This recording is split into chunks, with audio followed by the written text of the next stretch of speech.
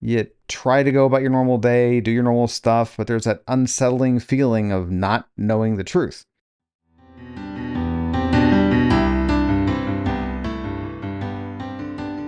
Hey everyone, this is Mike from Catholic Treehouse, and I'd like to welcome you to episode 44 of the Saint in Progress podcast, your source for inspiration, information, and directions for your soul's journey back home to the Father's house. As always, you can find us at catholictreehouse.com or saintinprogress.com and on Substack at catholictreehouse.substack.com. All right, so first off, if you're listening to this on Friday, September 26th, and it's before 8 a.m. Eastern Time, be sure to catch me live on St. Gabriel Radio. That's 8:20 a.m. in Central Ohio, and they have some other stations around the dial in other parts of the state. Just go to stgabrielradio.com to find your local station or catch the live stream. And I'll be on from 8 to 9 a.m. Talking about the upcoming Saints of October with the cafe hosts. Now, if you missed the live show, you can listen to the podcast later. Again, that's stgabrielradio.com. All right, so the past week, man, the news is just a burden these days, isn't it? I mean, one tragedy after another. And now more than ever, when things are so uncertain, having our faith is so important, isn't it? I'm doing my best not to hit the news sites like 800 times a day because, well, I'm busy. But there is that draw, right? That magnetic force that beckons us, that dopamine hit when we hit the news sites and bam, there's new information about whatever thing is going on. I mean, I feel it, and I'm pretty sure you feel it too. And I think it all comes from a desire that each one of us has to know the truth. I mean, is there anything more burdensome than not knowing the truth? I mean, in any situation. I mean, whether it's national news or something going on in your family or something going on with yourself. Like, for instance, a friend of mine, he went to the dermatologist recently and he got a suspicious mole removed. Well, there's that limbo period where you're just waiting for the lab results to come in. You try to go about your normal day, do your normal stuff, but there's that unsettling feeling of not knowing the truth. The constant hamster wheel spinning in the back of your head when you're trying to focus on the here and now. Until the lab results come back, I mean, you've got that burden of not knowing the truth. And in this day and age, I mean, you can see your lab results as soon as they're put into the system, and you get that ding on your phone, and chances are you know the results before the doctor does. Because, well, the labs work 24/7. There's people processing stuff at 2 a.m. because that's their job. But doctors, well, being a doctor is their job, and they're probably not up at 2 a.m. reviewing your lab results because they have to sleep. Because then they have to get up at like 5 a.m. and get showered and changed and whatever so they can get their kids off to school and still be in the office by 7:30 and start reviewing all the stuff for all their patients so they can be ready for the first patients at 8 a.m. But you have that burden of not knowing the truth, so maybe you are up at 2 a.m. when the lab results come in. And so you see, the problem is there is a big, huge obstacle to us accepting the truth when we do get it. Now, something like test results, lab results, I mean, it's hard to debate those. That's pretty black and white. But when you start talking about other things, like news or politics or family struggles or problems at work, and we have a big obstacle. One might call it an enemy. And I'm not talking about the devil here. I'm talking about ourselves.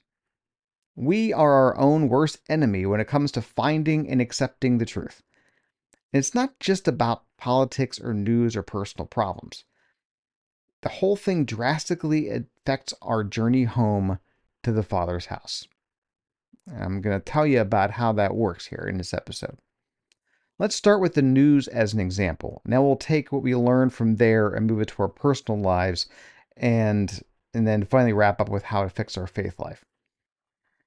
So a news story breaks. And then what happens? Well, people comment on it. And then people comment on those comments. These online debate wars break out where people just wind up shouting with their thumbs. And no one is really searching for truth. They're just trying to be right. There's a reason why they call them flame wars. So I admit, I occasionally get sucked into a comment thread. I'm nowhere near as bad as I used to be. But there are times where someone is saying something that is so factually wrong. I simply have to click reply and try to set the record straight. And I usually tend to leave it there after I put it out there. I did my attempt to set the record straight, and if they don't want to listen to it, then that's on them. It's not on me. I did my part. And you see, people getting facts wrong is definitely one of my hot buttons. And on the battlefield of the comment threads that I was talking about last week's episode, I do my best not to commit any of the sins of the tongue that I listed, at least not anymore. Now, that said, I do think this episode kind of dovetails into last week's episode, so be sure to check that one out too, if you haven't already. So, anyway, now, whether it's comments on the news or someone's post on Facebook or some discussion site like Reddit, what you'll find more and more of these days are two things: logical fallacies and cognitive biases. And I think the reason we're seeing these things more and more is because, well, we were never really taught them in school. I mean, this is part of the classical education, an education in rhetoric and logic and debate, things that used to be taught but just aren't anymore. Now, sure, it is the stuff of like Socrates and Plato and St. Thomas Aquinas, but just because it's old doesn't mean it's not a valuable skill. Now, while I can't fix the problem of our educational system in this podcast episode, what I can do is point you in the right direction and encourage you to explore it more on your own. Like the tagline for the board game Othello, these skills are easy to learn, but it takes a lifetime to master. Okay? So let's first talk about what these things are. A logical fallacy is an error in reasoning, meaning there's some fault in the way the conclusion is reached. Now, it sounds convincing, but then when you dig past the surface level, the argument doesn't hold water.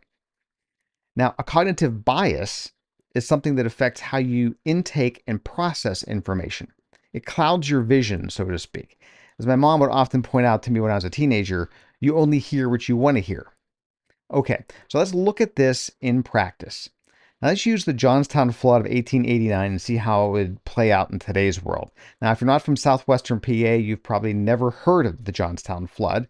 It's an interesting story. Here's the news headline. The dam broke after the area received a lot of rain and it flooded the town of Johnstown. About 2,200 people died and 1,600 homes were destroyed. Okay, there's your news story. Now, let's head to the comments section of that story. Those people were stupid for living downstream of a dam anyways. Well, the engineers of the dam all went to Penn State. Everyone knows they have a terrible engineering department. Oh, it's sad, but I think the Chicago fire a few years ago was a far bigger disaster. Well, my dad helped build that dam, so I know it was well built. Now, are any of those comments getting to the truth of why the dam broke? No, not a single one. And you can see how each of these comments will spawn back and forth where more stuff is said, tempers flare, people get angry, and no one is any closer to uncovering the truth about why the dam broke. And more likely than not, any replies to those comments will be met with resistance from the original poster, and then the two will go back and forth. And then some people who agree with the original poster will chime in, some people who agree with the original respondent will chime in, and then there's this big giant war going on. So let's move from the news and how we process the news to our personal lives. And actually, I'm going to skip right over the personal lives again to something that's personal but also affects our spiritual life. In particular, let's talk about people who say things like, well, I'm a Catholic, but I disagree with the Catholic Church on blah. So let's pick contraception for an example, because according to a 2024 article by the Catholic World Report, 87% of Catholics use a method other than natural family planning. In other words, 87% of Catholics use some form of birth control. That is staggering. 87% of self-professed Catholics don't agree with the church's teaching on contraception. Now, granted, I'm willing to bet that a not insignificant chunk of that number is made up of people who weren't well catechized, who weren't taught, whether it's by parents, by their religious education program, by the homilies, by their marriage prep classes. These people weren't taught enough or taught properly, or both, that contraception is wrong and why it's wrong and why the Catholic Church teaches it's wrong. But let's make the assumption that our example person in this conversation here has heard all of this stuff, but they decide to contracept anyway and commit what the Catholic Church has declared is a grave sin. So, our example person says, I'm a Catholic, but I disagree with the Catholic Church on contraception. I know what they teach and I know why they teach it, but I disagree with it. So you ask them why. Now, I'm going to list a bunch of reasons people typically give and point out which fallacy or bias applies to it. This is by no means an exhaustive list, but I'll do enough so you get the point. Okay, so you ask, why do you disagree with the church on contraception?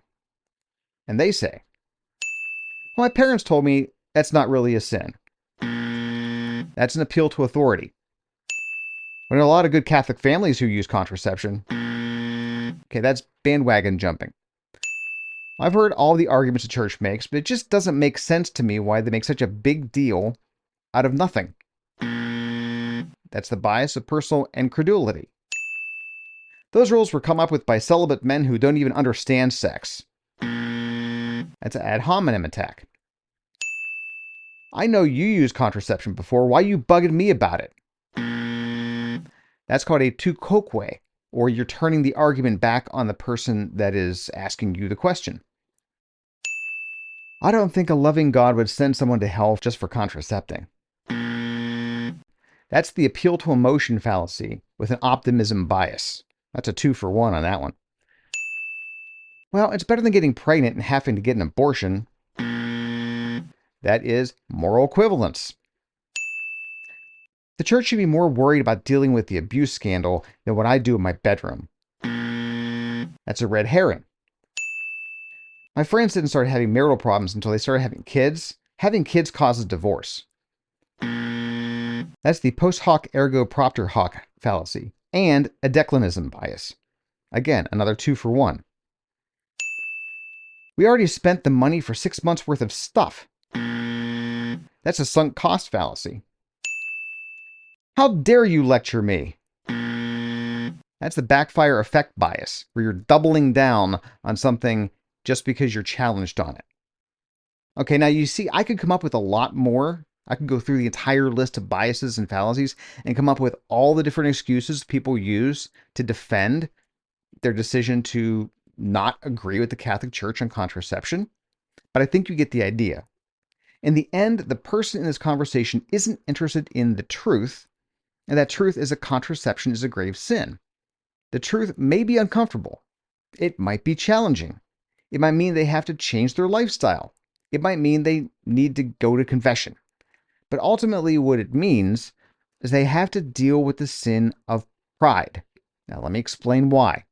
You see, all these fallacies, they are nothing but excuses that protect the sin of pride. Fallacies and biases are ways of explaining why I'm right and everyone else who disagrees with me is wrong, and I don't need to have any discussion on the topic because I already have my truth and the one that makes me feel good, and how dare you challenge me and the truth that is mine. That's what fallacies and biases do. It protects that pride and that feeling. You see, my fellow saints in progress, we want to know the truth because the truth is Jesus Christ. He is the way, the truth, and the life, and no one goes to the Father but through him. Our souls want to know the truth, but in our fallen state, our emotion overrules our reason. And all these fallacies, all these biases, in the end, they all appeal to our emotions. In particular, the emotions we feel when we're wrong about something. Those feelings of sadness, those feelings of hurt, those feelings of being, well, of just being not good. No one likes to feel those things any more than anyone wants to go to the confessional and admit we screwed up again. So we have all these ways of trying to cling to that pride, of protecting that sense of self-worth, and of being right in our decision making. And those ways of protecting all that, those are fallacies and biases. Now, like I said, learning what these things are, it doesn't take long. I'll link to a couple really great website resources in the show notes. But to master removing these fallacies and biases from your way of speaking and ultimately from the way you live your life, well, that's going to take a lifetime to master.